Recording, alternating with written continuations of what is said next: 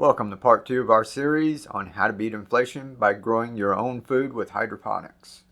Even if you don't have a big yard or any place to grow a garden, we showed you a quick little hydroponics setup that you can do in any corner of your house. Within a week, you've already got some food. We're going to harvest that up today. We'll go through some of the cleanup procedures and show you why I like this so much.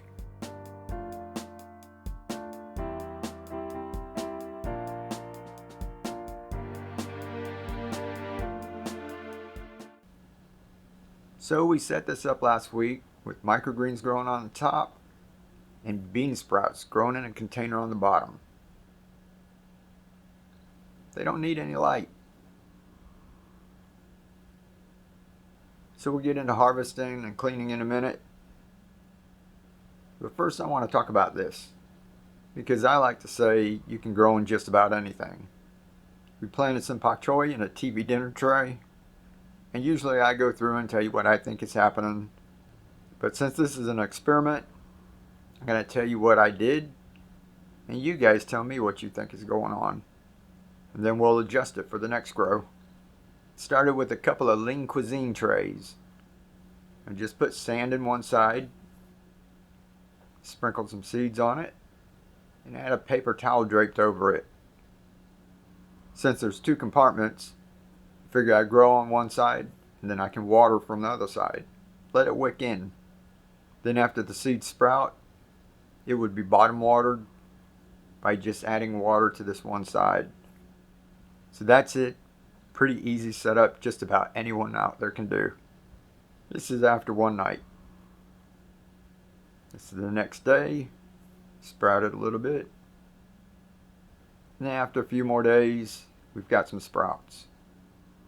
So what I do is, once this dries up on this side, I started with water. I'm going to add a little nutrients.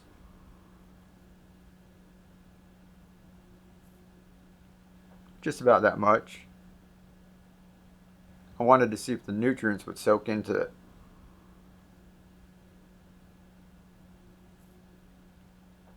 And this is 2 more days later. You can see how dry it is on this side. It soaked up all the water.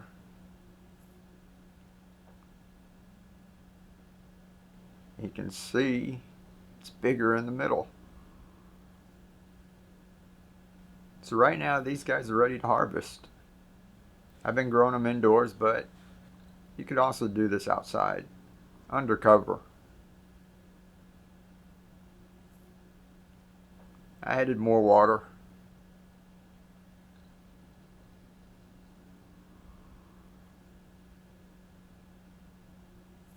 Now what I decided to do was harvest all the big ones.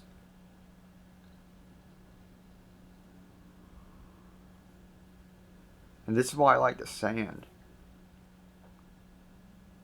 Look how easy that comes out.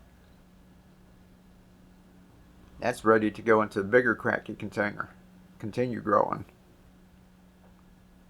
It's just that easy. Now you add some more nutrients. And I'm going to see if this side here will continue to grow before this side dies off. And there's still a few small ones on this side that will continue to grow. So we'll see how it goes. So what do you think? Why'd the ones in the middle grow bigger? Maybe Simon knows. No, he's going to take a nap. Alright, let's look at these bean sprouts. This was awesome. 6 days. These guys are out of control. You can see how big they are. And this was with no nutrients. Now you could do this in a jar, but I like nice straight bean sprouts. And when we water just the bottom. So all the moisture stays at the roots. And all the top stays dry. There's less chance of something funky going on. Now this wire rack that I had rusted around the edge where the stainless steel was cut. It didn't get into the middle, so if you don't like that, get one without a wire frame. Now by keeping them in the dark, the leaves stay yellow, nice, young and tender.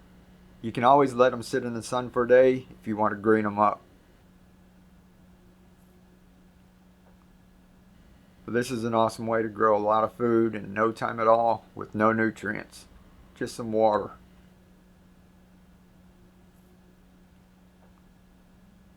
Cleanup's really easy too.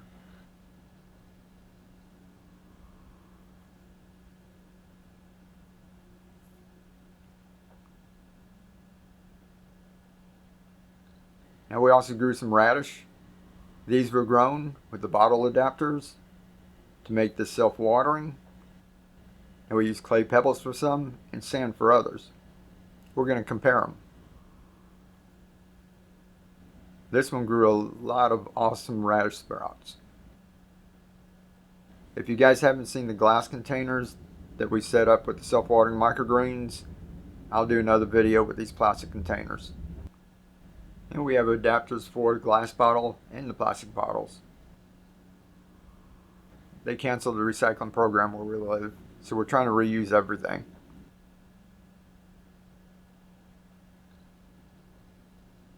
That's a load of microgreens from 2 Dollar Tree containers.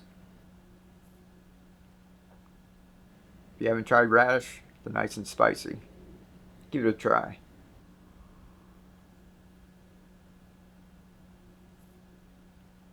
Now here's the secret with these adapters. They keep the top dry. These retain a little moisture, but sooner or later they dry out. But the bottom, still damp. Still a little bit of nutrients down there. That's what you want. You want the top to stay dry. Prevents mildew. Down below, just like underground, it's nice and damp. That's what your plant's like. Dry on the top.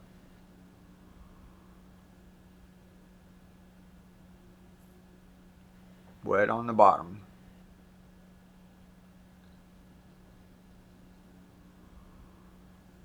Now this one we did with sand. There's no algae in here.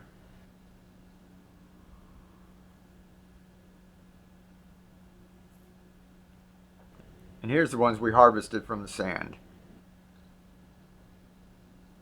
I want you to notice something we did on purpose. These we packed in here really dense. You almost couldn't see the sand that had so many seeds in here. Now they all germinated and they grew, but because they were packed in here so dense, I was trying to get some mildew to grow. You see some right here. It's caused by the hulls decomposing. So if you pack them too tight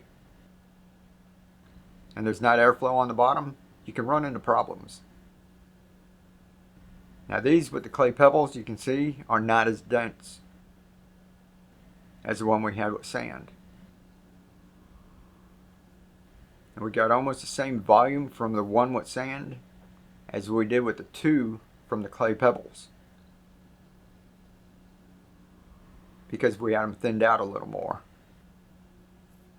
And besides there not being any mildew growth on there, let's check this out. We had a whole lot of them, got pretty good size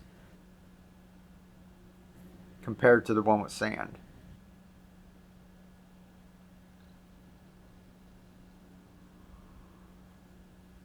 Even if we grab one of the biggest ones that came out of the sand, it's only about half the size of some of the ones that came out of the clay pebbles.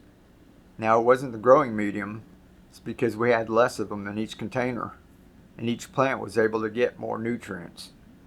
They also had more room to grow. Now let me show you what I like about cleanup with the sand. You can just pull them up, shake them a little. Most of the roots come right out without hardly any sand on it. Now I usually do this in a 5-gallon bucket. I just dump the whole thing in, fill it up with water. All the sand sinks to the bottom and all this organic matter just floats to the top. I just scoop it out, toss it in the compost. But I'm just going to show you right here with one hand and just pull them out of the container and show you how easy it is. In a 5-gallon bucket, I would already be done. I showed you that in one of my other videos. Now by doing this, we can rinse out the sand and reuse it.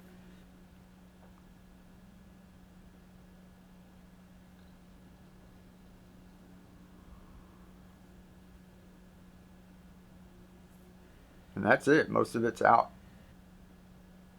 Now just rinse a little bit here. Like I said, I usually do it in that big blue bucket. But if you're just doing one or two, this is just as easy. Pull my adapter out, rinse that off and use it for later. And just go through and pick out the little bits that are left. That's it. Now this is all going in compost.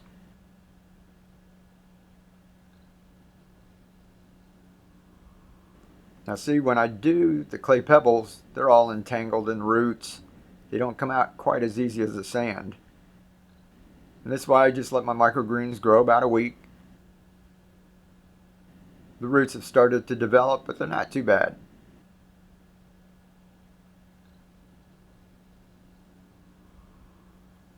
I pull them out in clumps and just mash them like this. Most of the clay pebbles will fall out, and I don't worry if I miss a few here and there. I can always dig through them later and pull a couple out. They're not that expensive, and if they go in your compost pile, that's just fine.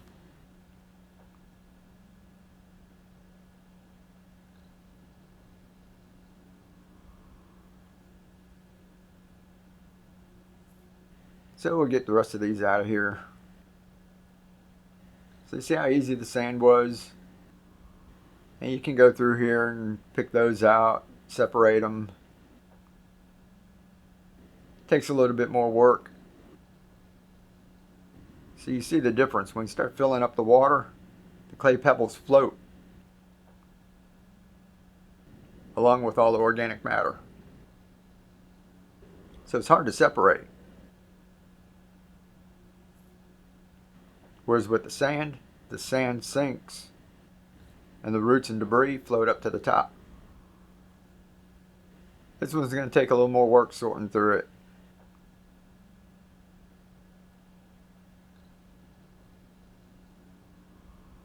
And then even after I scoop all the clay pebbles out,